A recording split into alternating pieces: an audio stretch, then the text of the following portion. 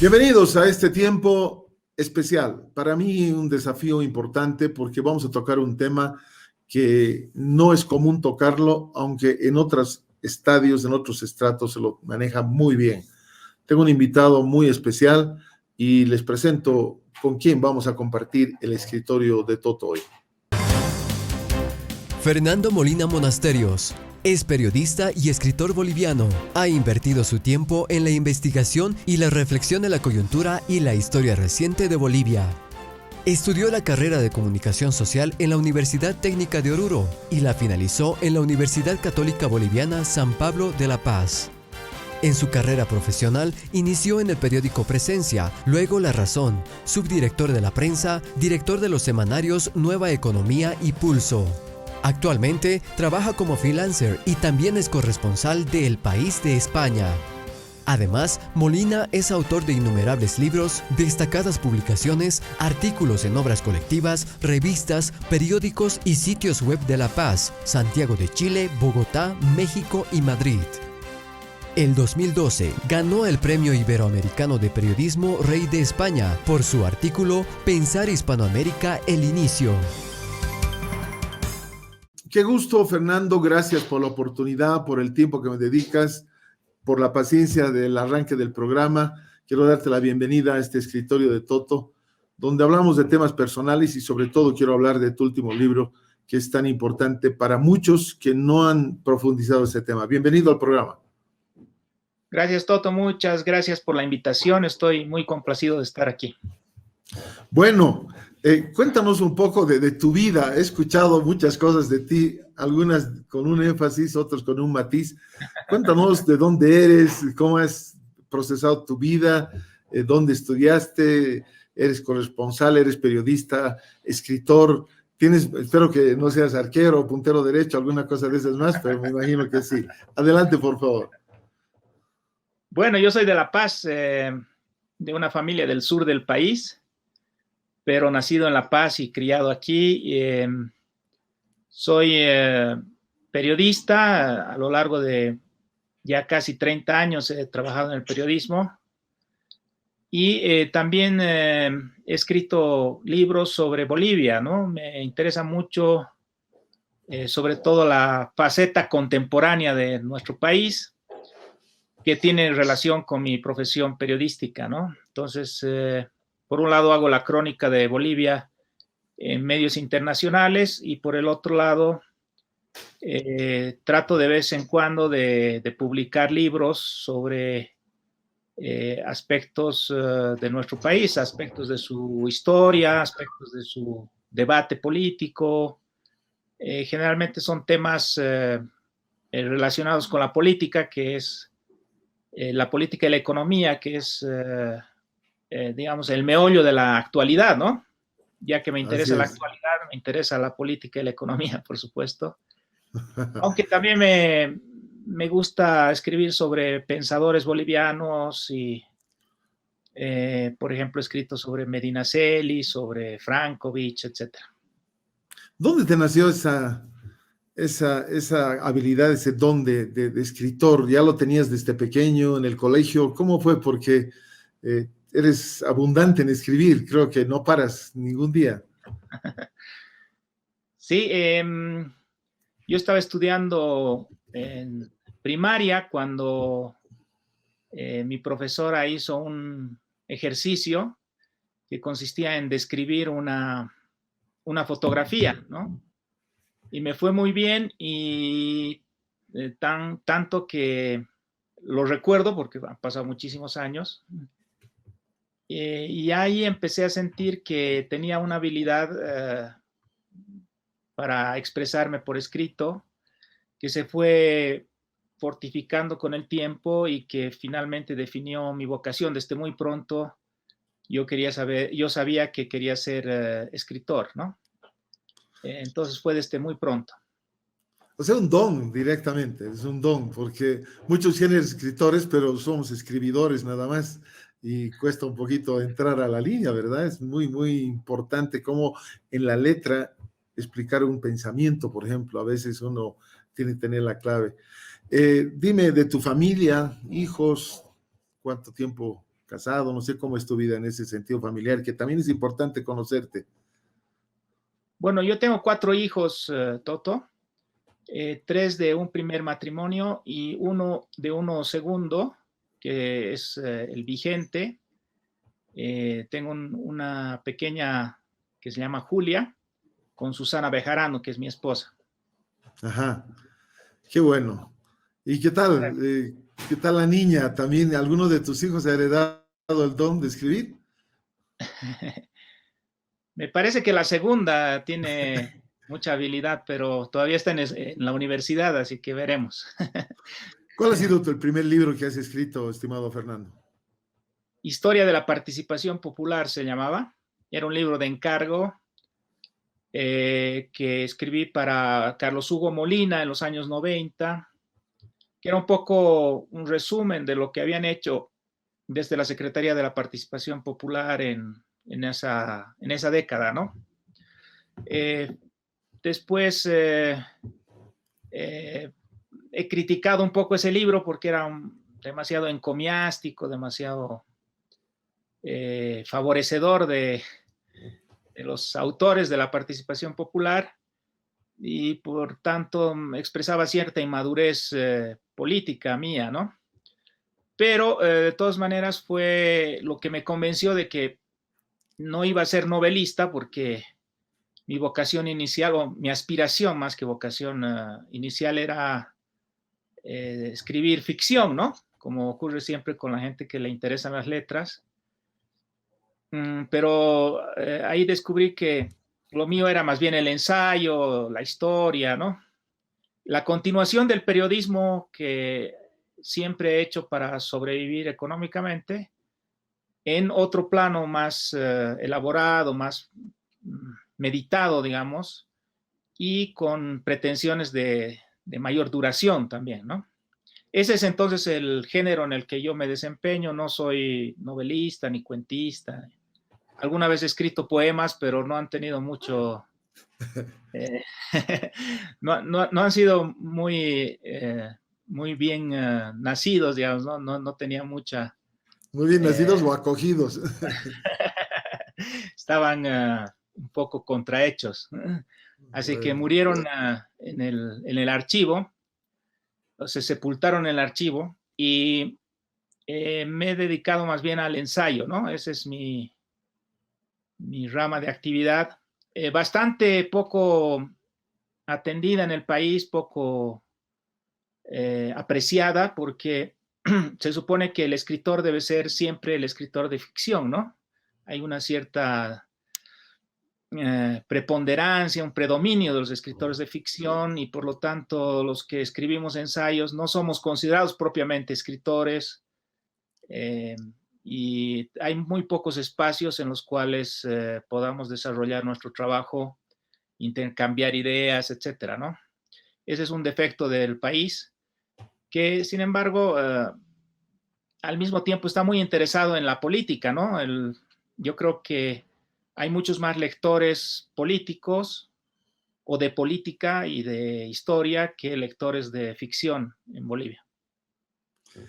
dime, todo lo que has escrito hasta ahora, ¿con cuál de tus ensayos o tu trabajo te has sentido satisfecho, completo y has tenido también una replique de las personas que leen? ¿Con cuál te has sentido satisfecho y te ha dado un impulso para seguir adelante? Porque cada proyecto siempre es un desafío que te o sube o te baja o te vuelve a otra realidad. Sí, yo he puesto en el prólogo de mi último libro que quisiera que los 2 últimos que he escritos fueran considerados como mi obra, ¿no? Más que los anteriores, porque durante un gran periodo de mi vida he intentado lo que se llama la normalización, es decir, o normativización, es decir, ser aceptado, digamos, por ciertas élites, ciertos círculos de intelectuales y demás. Y hay un poco esa búsqueda de, digamos, de tocar los temas que no incomodan o que pueden causar o generar adhesiones, que pueden impulsar tu carrera, etcétera, ¿no? En cambio, en los últimos en los últimos dos libros, y particularmente en el último, que se llama Racismo y Poder en Bolivia, siento que estoy en contra de esa normativización, que estoy rompiendo con ella, que me rehuyo y que más bien cumple un papel más importante porque toco temas que son delicados, complicados, que como tú has dicho al principio, no están en la palestra habitualmente, pero que me parecen fundamentales para la transformación del país, ¿no? Entonces, yo estoy más que todo contento con el último libro, es el que expresa más mi posición actual, después de la crisis que he vivido personal también y ideológica durante las transformaciones que se dieron en el 2020, ¿no? Los sucesos políticos que fueron transformando al país de la manera en que lo hicieron hasta ahora. Esa crisis fue, como te digo, existencial para mí y de alguna manera el libro del que te estoy hablando es el resultado de un cambio, ¿no? De una toma de conciencia sobre errores míos en el pasado y sobre también las limitaciones de mis otros trabajos, ¿no? Que eran, como te digo, trabajos normativizados, digamos, institucionalizados, ¿no? Que aunque yo nunca he actuado dentro de la academia, siempre me he resistido a eso por mi vocación más de escritor, de periodista, y por lo tanto la necesidad del contacto con la gente. En fin, no he trabajado dentro de la academia, pero sí deseaba ser un escritor de la élite, ¿no? Que sea querido, apreciado por la élite. Y eso ha cambiado con la crisis y ha cambiado en estos últimos dos libros que he escrito. Vamos a hablar en profundidad de ese libro y antes de entrar a hablar de tu libro, que toca un tema que nunca ha sido bien entendido, bien explicado y que tiene una cantidad de matices. ¿Tú te sientes etiquetado como todo el mundo? Porque en Bolivia creo que es el país donde más se etiqueta, o me equivoco, porque tú dices una frase y ya te han dicho este es tal, no dices la frase o por un minuto te has callado y ya justamente por haberte callado tienes otra etiqueta. Y así estamos entre todos, ¿no? Y algunos se han ocultado, se han ido al interior de sí mismos y también de la visibilidad para que no le etiqueten, pero creo que todos estamos etiquetados queriendo o sin querer, como dice el filósofo Chavo. Bueno, yo me considero un Corea del Centro, como dicen los argentinos, es decir, ni del norte ni del sur, ¿no? Es decir, alguien de fuera de la polarización, porque efectivamente mis transformaciones ideológicas y literarias han llevado a que mucha gente piense, por un lado, que yo traicionaba mis posiciones previas y por el otro lado que lo hacía por razones monetarias, ¿no? De interés muy subalterno, como el deseo de participar en un gobierno, de ser contratado por el Estado, ese tipo de cosas, ¿no? Entonces, se me ha acusado y se me sigue acusando de masista. Además, por ciertas relaciones familiares y demás, se saca esas conclusiones. Pero yo no soy del MAS, ni mucho menos.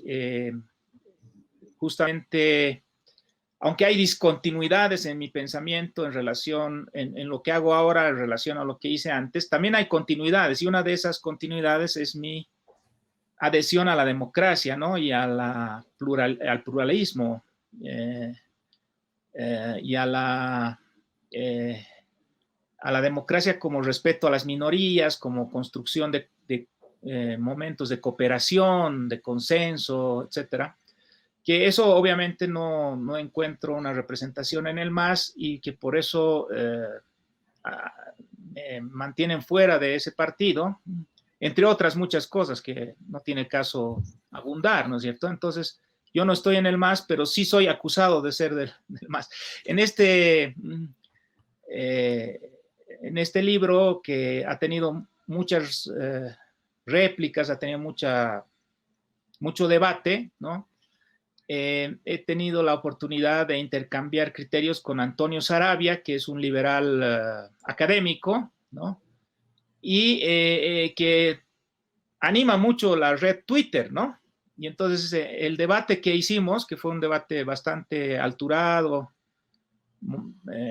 moderado, mesurado en la prensa, él lo iba colgando en su Twitter y daba ocasión a algunas expresiones como la de la ex senadora, me parece, Carmen Eva González, que me dijo comunista por un lado y por el otro lado empleado del gobierno, algo así, ¿no? Por ejemplo, ¿no? Para decir algo último.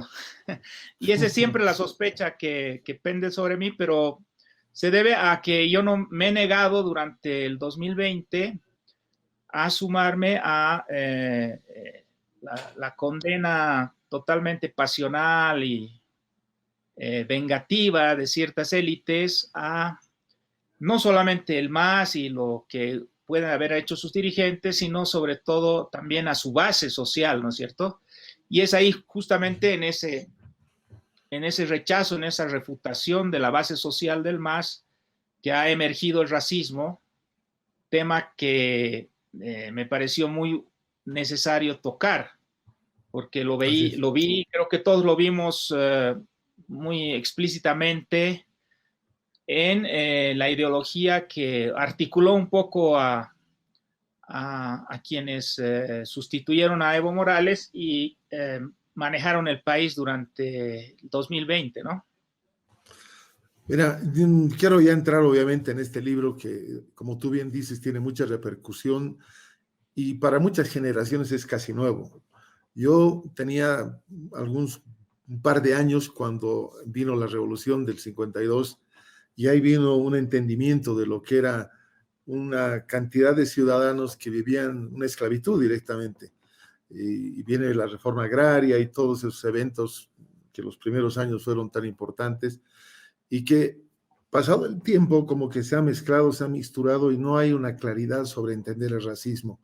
¿Podrías darnos ahora sí detalles ya un poquito más profundos de tu libro, la perspectiva general y cuál es la matriz, cuál es la columna vertebral de este libro, que obviamente es muy oportuno, pienso yo, porque hay tantas posiciones, las he escuchado en debates que has participado y en artículos que he leído, así que es todo tuyo este tiempo todavía y luego tenemos otro más para que podamos entender, porque hay una cantidad de definiciones que yo realmente me he quedado mareado y quisiera que nos ayudes a salir de eso. Bueno, yo defino el racismo como una creencia, ¿no? No es una creencia consciente, sino inconsciente normalmente. A veces se confunde el fenómeno como tal y su expresión más brutal, ¿no? Y entonces se reduce el racismo solamente a quienes ejercen de manera más consciente, más premeditada, digamos, una acción en contra de los otros. Pero el racismo es mucho más general que eso, es una creencia y una actitud, es decir, un pensamiento acerca de la realidad y una forma de relacionarse con la realidad, que es adquirida de manera inconsciente en nuestra socialización. Desde que nacemos, estamos en un grupo social y ese grupo social tiene determinados hábitos y determinadas creencias y determinadas actitudes, ¿no? Y esa carga que está presente en el grupo social pasa a nosotros a través de miles de mecanismos, ¿no? Que denominamos en el concepto de socialización. Es decir, al ir creciendo, nos vamos insertando en ese grupo social y las creencias y las actitudes de ese grupo social normalmente las tomamos. Ahora, el problema es que en Bolivia, un sector muy importante de la sociedad, que es el sector dominante en esta sociedad, porque hereda ese dominio de la colonia, que es el que es la élite tradicional, ¿no es cierto? Porque hay dos tipos de élite en la sociedad boliviana. Hay una élite tradicional, que es la élite blanca, ¿no? La que ha heredado esa posición, y la élite no tradicional, que es la élite indígena, ¿no? Entonces, la élite tradicional, que es además la más influyente, la más educada, la más rica, ¿no es cierto? Adquiere esa socialización racista y la perpetúa, digamos, en sus hijos porque le da una serie de ventajas, porque no es consciente de ella, por una serie de razones, ¿no? Y entonces se va convirtiendo el racismo en una ideología dominante, digamos, de parte de los grupos dominantes en la sociedad. Entonces, ¿en qué consiste esa creencia y esa actitud? La creencia consiste en suponer que quienes tienen un fenotipo, es decir, un aspecto que los considera indígenas, que los racializa como indígenas, o tiene una cultura, por ejemplo, la lengua aymara o la lengua quechua, como maternas, una cultura que también los racializa como indígena, estas personas son despojadas de valor social, o sea, no tienen valor social, ¿no? Se inferioriza a quienes se consideran indígenas. Esa es una creencia en la cual hemos sido educados todos porque en Bolivia siempre lo indígena ha sido equivalente a la pobreza, a las condiciones más difíciles de vida, a los tipos de trabajo más básicos y en muchos casos más crueles, más inhumanos, ¿no? Entonces, la creencia es que indígena es igual a menor valor social. Y la actitud es una actitud de aversión, de rechazo a los indígenas, ¿no? Que se puede expresar de muchas formas, pero está presente, por ejemplo, de la manera más general y más aparentemente inofensiva, en la invisibilización, ¿no? Es decir, que los indígenas están ahí, están alrededor nuestro, están en el intercambio, digamos, pero no los vemos, ¿no? Cuando somos racistas, porque el verlos implicaría asignarles a ellos una condición de dignidad y de igualdad que no estamos acostumbrados a darles, ¿no? Y entonces nos resulta absolutamente normal, por ejemplo, que toda la mendicidad boliviana, excepto tal vez ahora que han llegado los venezolanos, pero en general la mendicidad boliviana ha sido indígena, ¿no? Entonces, cuando uno viaja a un país en el que no hay indígenas, como por ejemplo el Uruguay, eso me pasó a mí personalmente, ¿no es cierto? Te encuentras con mendigos que son rubios, de ojos verdes, etcétera, y es un shock para tu percepción, porque has asociado siempre la mendicidad a la condición indígena, y eso hace que no veas, que seas invisible al hecho, o sea, que sea invisible para ti el hecho de que los mendigos en Bolivia son casi todos siempre indígenas, ¿no? Luego, por ejemplo, la relación con el servicio doméstico, ¿no es cierto? Que en ocasiones está presente en la vida cotidiana de la familia que contrata a una empleada doméstica, como si no existiera, ¿no? Como si no estuviera ahí, ¿no? Hay incluso casos en los que los patrones andan en paños menores, ¿no es cierto?, delante del servicio doméstico, porque no logran verlos como personas, ¿no? Eso es una actitud. Y claro, también eso se expresa en las relaciones sentimentales, románticas, ¿no es cierto?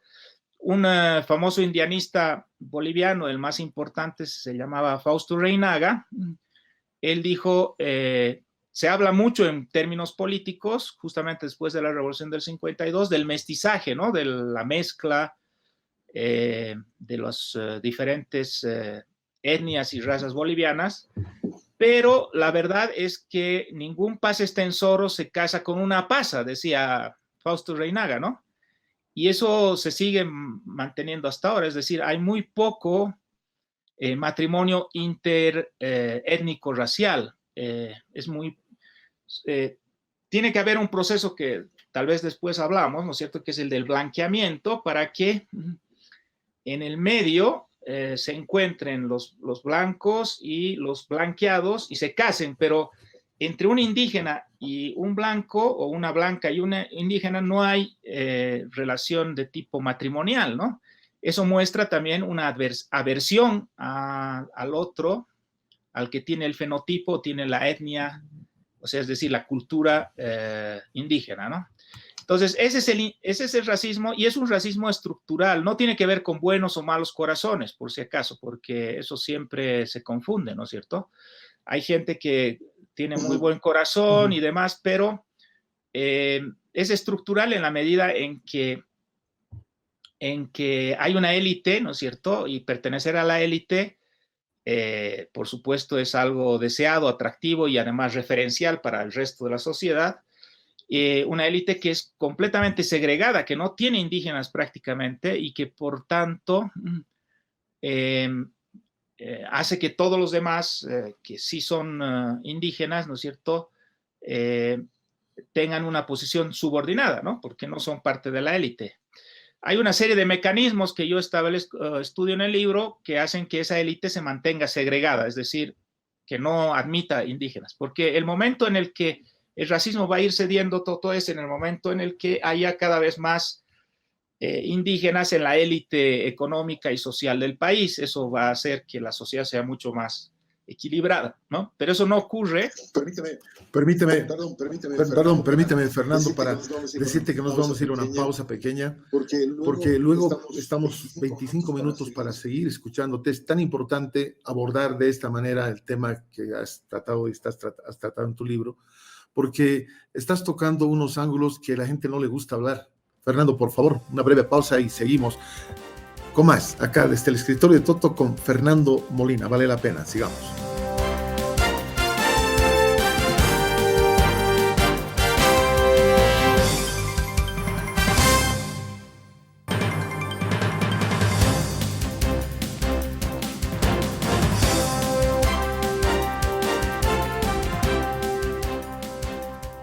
Estamos con Fernando Molina en una interesante charla que no es debate, es conocer el espíritu, la enseñanza, las experiencias de un libro que es para mí muy apropiado conocer exactamente los vericuetos que vivimos hasta el día de hoy, siglo XXI, de esta aparición de parte de los bolivianos llamados indígenas que han tenido una reacción por el sector blancoide o blanco, como dice Fernando. Vamos a seguir escuchando a Fernando en este importante resumen de su libro. Adelante, por favor. Bueno, como les decía antes del corte, yo he hecho una investigación empírica previa a este libro para tratar de identificar quiénes eran los que poseían las mejores situaciones económicas en la estructura económica del país, ¿no? Quienes poseían las mejores posiciones de clase, que es el concepto que he usado. Por ejemplo, dueños de bancos, dueños de empresas, de grandes comerciales, de industrias nacionales, etcétera, pero que sean bolivianos, ¿no? Entonces, yo he hecho una investigación sobre los principales grupos económicos bolivianos, los he identificado también a los principales gerentes de cada uno de esos grupos, ¿no? Y he encontrado que la composición étnico-racial de esta capa superior, digamos, de la economía nacional era absolutamente 100% blanca, ¿no? No había indígenas en esa capa social.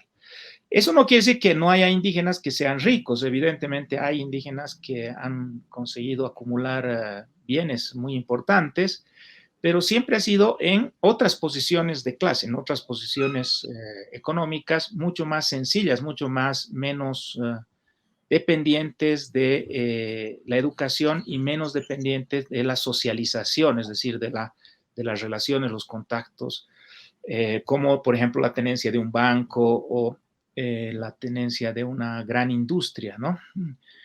Creo que esa investigación no lo he podido hacer por falta de recursos, pero creo que esa investigación llegaría a los mismos resultados si se enfocara, por ejemplo, en los principales abogados del país, en los principales médicos del país, los más reputados, los más exitosos, etcétera, llegaría a conclusiones muy parecidas. Y también si se extendiera a otro tipo de actividades. Entonces, vamos a encontrar que hay algún factor que está bloqueando los indígenas, a pesar de que en ciertas áreas de la economía, como el comercio principalmente y el manejo de bienes inmuebles, pueden tener éxito, sin embargo, no se pueden enrolar, pese a todo el tiempo que ha pasado del 52, en la élite económica del país, ¿no? Y entonces he investigado lo que pasa con la educación elitista, porque todos estos gerentes y todos estos dueños de empresas se educan en determinados colegios y determinadas universidades, ¿no? En muchos casos son universidades extranjeras, pero también hay casos nacionales.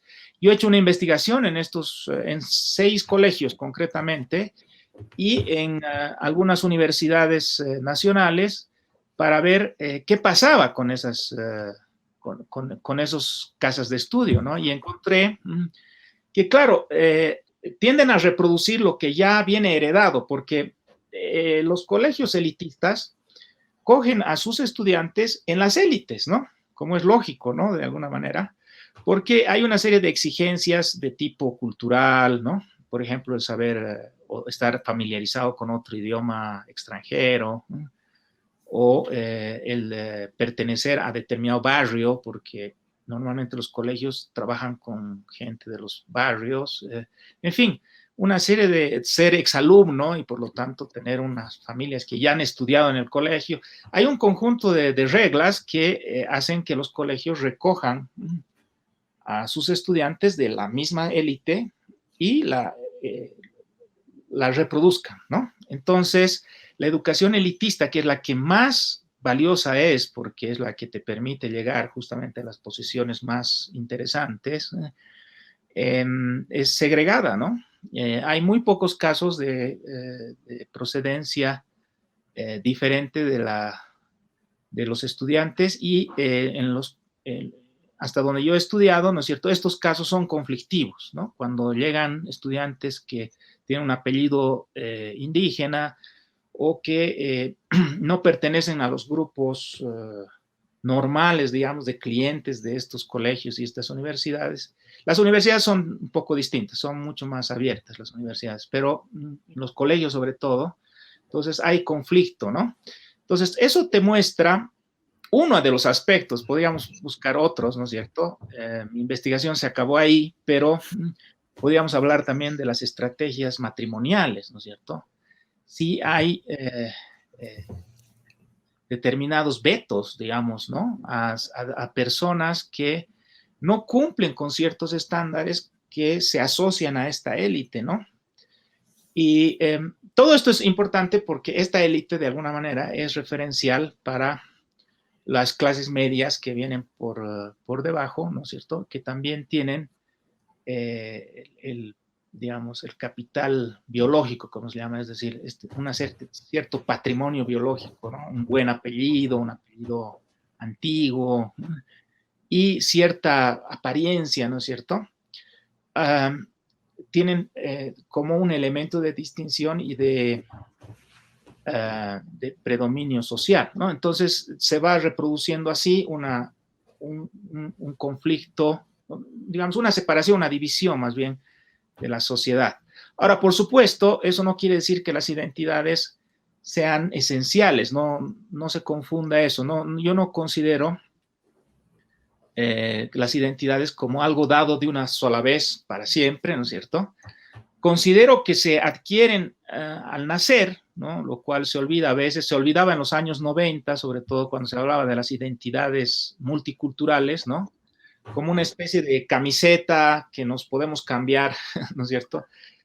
Con mucha facilidad. Y no es así porque uno nace en una familia y nace en un idioma, ¿no? Si uno ha nacido, por ejemplo, en el Aymara, esa identidad es muy difícil de cambiar como una camiseta, ¿no? Y cuando se trata de cambiar, como algunas personas que dejan de hablar Aymara para no ser considerados indígenas justamente es bien doloroso, ¿no? Porque es un proceso muy traumático. Bueno, las identidades no son de nacimiento, pero se pueden evidentemente relativizar, ¿no? Porque en el fondo, si uno analiza, por ejemplo, a esta élite blanca, ¿no es cierto?, va a encontrar que si bien es blanca en relación al resto de los bolivianos, ¿no es cierto?, no lo es en relación a los europeos, ¿no es cierto?, que los ven más bien mestizos o de color, ¿no? Hubo un caso famoso, no sé si se acuerdan ustedes, cuando al actor español Antonio Banderas, ¿no?, famoso actor español, en Estados Unidos le llamaron un actor de color, ¿no? Y él era un español blanco, digamos, en España, ¿no? Entonces, eso te muestra la relatividad de las identidades, pero que sean relativas no quiere decir que no tengan una consistencia, no tengan una, o sea, que sean totalmente flexibles o que no tengan una capacidad opresiva respecto a otras identidades, ¿no? El hecho de que la élite blanca no sea tan blanca frente a los europeos no impide que dentro de Bolivia sea la que define los patrones estéticos, la que define los patrones de comportamiento y demás, ¿no? Y bueno, entonces se establece un tipo de sociedad que es un tipo de sociedad postcolonial, es decir, somos el resultado de una historia larga, ¿no? Y en ese tipo de sociedad, ¿no es cierto?, los que tienen desventaja estructural, por eso digo, no es una cuestión de buenos corazones o malos corazones, tienen una desventaja estructural, son los que tienen la condición cultural indígena o los que tienen fenotipo indígena, ¿no? Y eso se reproduce a través de esa creencia y esa actitud que he mencionado, ¿no? Esa desventaja estructural. ¿Por qué se sigue reproduciendo? ¿Por qué no hacemos algo para cambiarla? Se ha hecho algunas cosas en el terreno político, sobre todo, ¿no? Pero justamente ahí está la importancia de discutir el tema del racismo, porque la preponderancia antiindígena, digamos, las dificultades, las adversidades indígenas en nuestro país, ¿no es cierto?, no se resuelven ni siquiera con el hecho de la toma del poder político, ¿no? Hemos visto en los últimos años a muchos indígenas que han tenido poder político, ¿no? Gracias a el empoderamiento que ha hecho de este sector el MAS.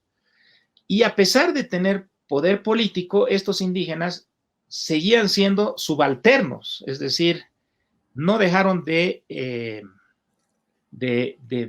estar debajo en la escala socioeconómica, ¿no?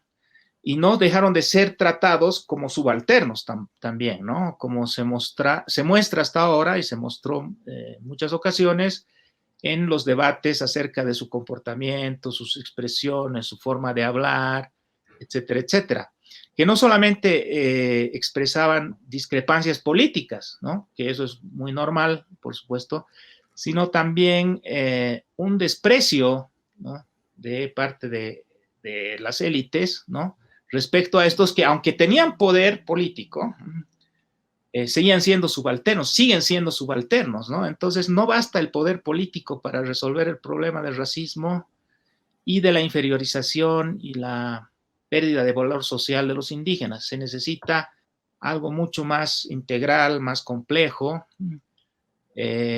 Tampoco es suficiente con que se enriquezcan, ¿no? Porque los indígenas ricos, de todas maneras, siguen siendo considerados subalternos por las élites tradicionales, ¿no? De tal manera que no se los admite, ¿no?, en muchos espacios de la cúspide social, ¿no?, tanto espacios de consumo, ¿no?, desde discotecas, restaurantes, etcétera, etcétera, hasta espacios de reproducción del poder, que son los educativos, por ejemplo, que son muy importantes, ¿no? Entonces, de alguna manera, ese malestar que causa el hecho de que haya indígenas en el poder se debe a esta situación, a que todavía hay esta condición indígena subalterna en el país, ¿no? No hemos hecho nada por resolver eso. Más bien, quienes no son indígenas aprovechan esa circunstancia, ya sea de manera consciente o inconsciente, para, digamos, una serie de beneficios y privilegios provenientes de su ventaja histórica, digamos, ¿no? Yo tuve esa discusión que te contaba todo con Antonio Sarabia, ¿no es cierto? Y él me decía, tú no puedes decir que los blancos tenemos lo que tenemos por privilegio, ¿no? Es un privilegio porque nosotros no hemos robado a nadie, nosotros hemos estudiado, hemos trabajado y por lo tanto, yo por supuesto no creo que haya que expropiar a nadie, ni mucho menos, ¿no es cierto? Ni que haya que transformar las cosas a la fuerza. Soy un demócrata, pero sigo llamando al privilegio, porque la educación que hemos recibido, la mayor parte de quienes hemos nacido no indígenas, o hemos sido considerados no indígenas, porque eso también es otra historia, ¿no? Es decir, en realidad sí tenemos todos indígenas en la casa, en el árbol genealógico, pero claro, somos considerados no indígenas. Y hemos tenido un tipo de educación, un tipo de recursos que están vedados para los otros sectores y por lo tanto son privilegios, ¿no? Son privilegios, digamos que legalmente no pueden ser cuestionados, pero son privilegios desde el punto de vista histórico, ¿no? Son privilegios históricos y tenemos que ser capaces, la élite boliviana tiene que ser capaz de reconocer esto y de hacer una transformación que vaya más allá de lo que tú presenciaste de niño, como me dijiste, ¿no? Que fue la liberación de la servidumbre, un paso muy importante, por suerte, por cierto, pero que no fue complementado con un cambio en la mentalidad misma de las personas que protagonizaron esa revolución y que terminaron reproduciendo, por lo tanto, el tipo de relación que había con los indígenas en otros planos, en otros términos, pero se reprodujo porque, primero, lo económico no cambió, porque quienes tenían el capital en el país eran todos provenientes de esa élite completamente blanca del pasado, ¿no es cierto? Y luego no cambiaron tampoco, no pueden cambiar de la noche a la mañana las inercias, ¿no es cierto? La educación acumulada, por ejemplo, en ciertos grupos sociales, ¿no? Es mucho más alta. Cuando los grupos sociales son más educados, tienden a gastar más, a invertir más en la educación de sus hijos y entonces sus hijos son más educados. Además, tenemos esta educación que no admite indígenas. Entonces, se van reproduciendo, a pesar de la revolución del 52, ¿no? Estos comportamientos que yo llamo señoriales, ¿no? Que nos recuerdan a justamente lo que ocurría antes de la revolución del 52, que por el hecho de ser señor de la tierra, tenías estos semi-esclavos a tu servicio, ¿no? Por supuesto, las cosas ya no son así, ¿no? Pero hay cierto comportamiento señorial más modernizado, digamos, en la élite boliviana, y esta élite no lo reconoce, ¿no? Y ese es el último punto que yo quería mencionar, Toto, si me permites, sí, por supuesto. Que es el del negacionismo, ¿no? Que es el mecanismo político, intelectual de reproducción de esa jerarquía, ¿no? Ya hemos hablado de la reproducción económica, porque hay una inercia económica, hay una inercia educativa, hay una inercia política, que eso se ha roto en los últimos años, pero que sigue siendo muy fuerte, ¿no es cierto? Ciertas habilidades, un sociólogo dice el hábitus, ¿no? Es una forma de actuar que tienen los grupos sociales, que no es fácil de adquirir, ¿no? Los grupos sociales, por por mucho que se hicieran más ricos, los grupos plebeyos, subalternos, ¿no es cierto?, no van a adquirir un hábitus dominante. Es muy, muy difícil que eso ocurra, ¿no? Y se requeriría mucho más transformaciones económicas para verlo. Bueno, pero estos grupos dominantes, además de todo esto, se reproducen por el negacionismo, que es el área en el que estamos nosotros, que somos intelectuales, que somos periodistas, ¿no? Es decir, es la ideología de negar el racismo en Bolivia, de reducirlo simplemente a los casos más extremos en los cuales alguien es abiertamente discriminador, oponerse completamente a que fuera un problema estructural, negar que haya privilegios en la condición de los grupos dominantes, suponer que en la sociedad boliviana hay una igualdad porque la hay en las leyes, ¿no? O lo que está de moda ahora, que es convertir el tema del racismo en un asunto político de un partido político. Entonces, cuando uno habla de racismo es porque está defendiendo al MAS, porque el MAS usa el racismo para sus propósitos partidarios, y entonces no hay que tocar ese tema porque finalmente va a favorecer al MAS. En fin, en la universidad, esta categoría que yo uso en mi libro, que es étnico-racial, ha sido cuestionada porque la consideran racista en sí misma. No se puede hablar de razas en esta época, dicen. Claro, y evidentemente no hay razas esenciales, yo lo he dicho ya, ¿cierto? Las identidades no son esencialistas, pero sí hay razas relativas a la sociedad, es decir, la sociedad sí te pone una raza, y no es solamente una etnia, porque lo que era de buen gusto, digamos, en los años 60, 70, era hablar de diferencias étnicas en Bolivia, como si nuestras únicas querellas identitarias fueran por la cultura, es decir, porque unos hablamos aymara o español, otros hablan aymara, etcétera, ¿no? Y no es así, no es solo la cultura, ¿no? Sino también es la apariencia física, ¿no? Que cumple un rol, tú lo sabes, cualquiera que vive en Bolivia lo sabe muy bien, un rol muy importante, y por supuesto, todo se hace más complejo porque hay este relativismo de las identidades, ¿no es cierto? Y uno no es que va a tomar exámenes sanguíneos a la gente para saber de qué raza son ni nada por el estilo, pero el hecho de tener un fenotipo indígena, es decir, de tener una apariencia racial determinada, ¿no es cierto? Sin duda es un factor objetivo de la identidad de muchas personas.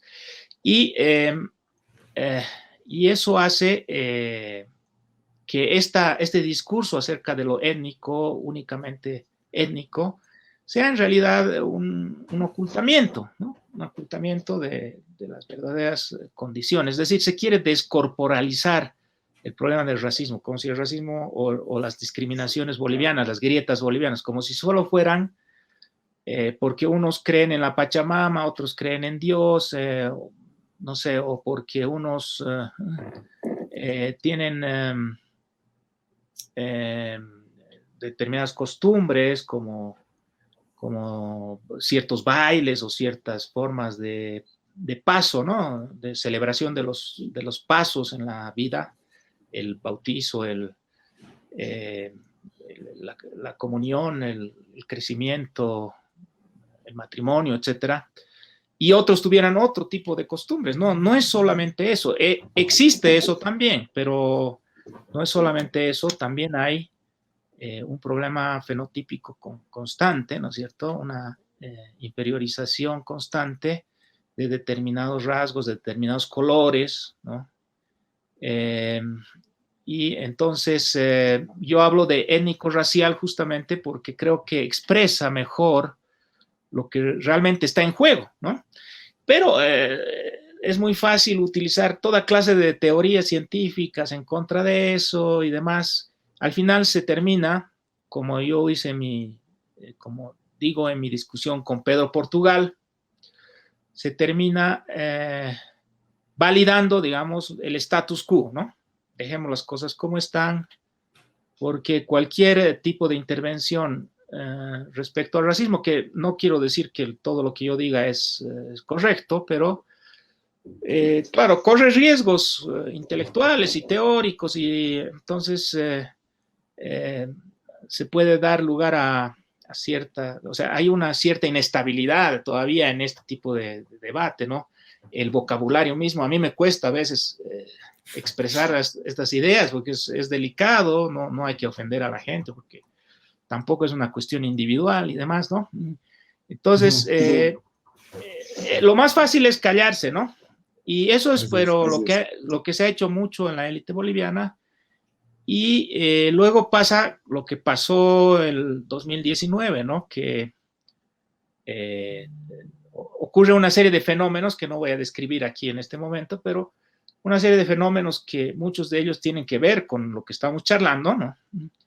Y no hay una capacidad de parte de los protagonistas o de los analistas y demás, ¿no? De los profesores universitarios, para averiguar qué ha pasado, para darse cuenta qué está ocurriendo, qué ha ocurrido. Es decir,